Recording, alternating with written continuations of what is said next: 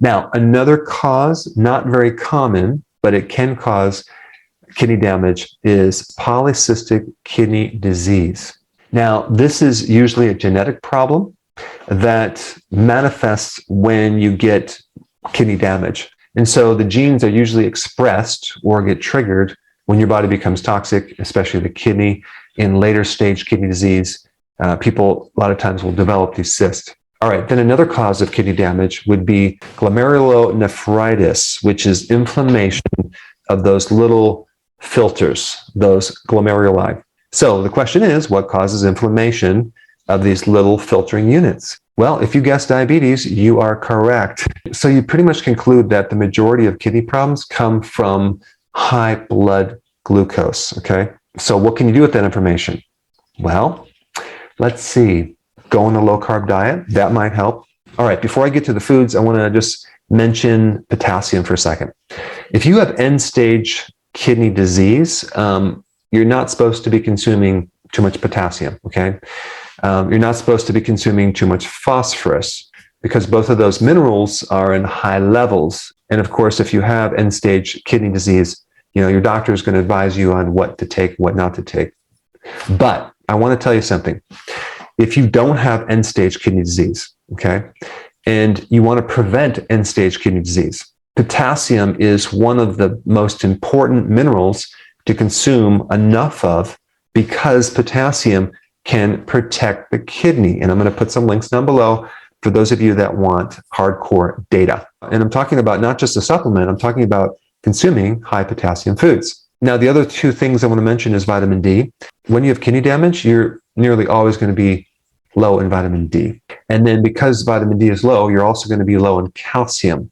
The problem is now we don't have this transportation mechanism of calcium, and you start building up calcification in your arteries and in your joints, and then your kidney has kidney stones. All right, now that you have that, let's talk about the best foods for the kidney in preventing kidney damage. Hands down, the best foods are leafy greens, okay? Asparagus is awesome for the kidney because it also helps detoxify uric acid. We also have kale, which is loaded with all sorts of phytonutrients that are kidney protective.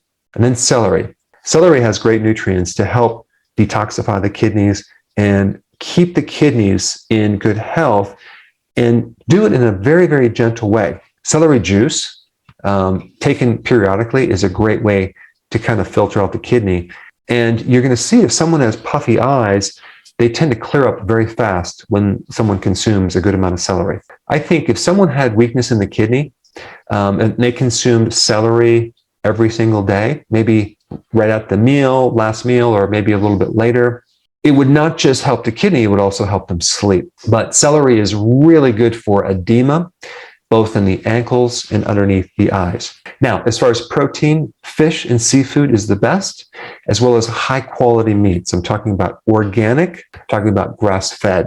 But you don't want to do necessarily high protein, you want to do a moderate amount of protein.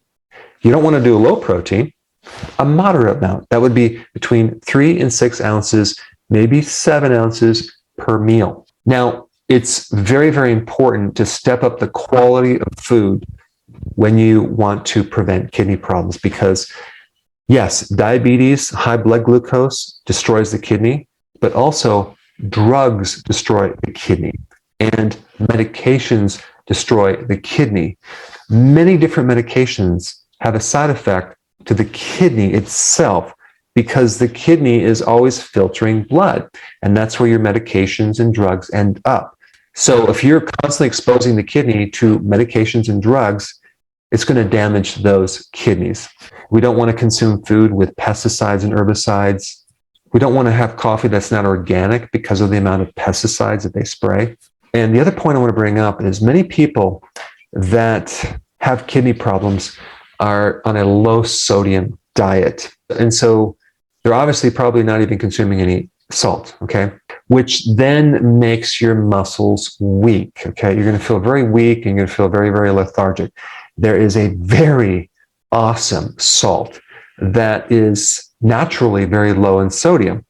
So sea salt, which has like 90 minerals, normally has over 95% of it Sodium. But there's a type of sea salt called Baja Gold sea salt that is 70% sodium.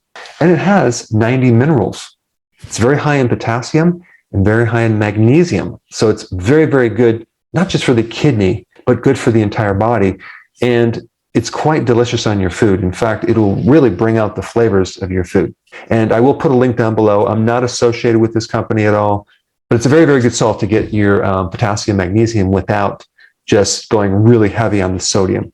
Now, obviously, refined foods, junk foods, high sugary foods, high carb foods are all damaging to the kidney. But there are so-called healthy foods that are also damaging to the kidney because they have high amounts of oxalates, okay? Oxalates form with calcium to form oxalate stones that can damage the kidney. So the foods that you probably should avoid if you do have kidney problems would be spinach, almonds, kiwi, beet leaves, and of course, things like beans and grains, things like that.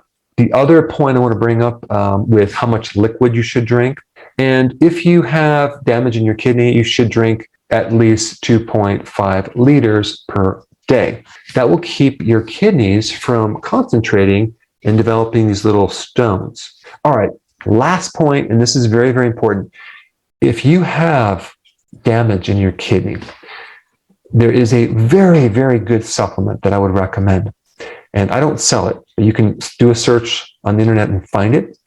It's from a product called Standard Process, and it's called Renafood. Just take one of these before bed for about 2 to 3 months.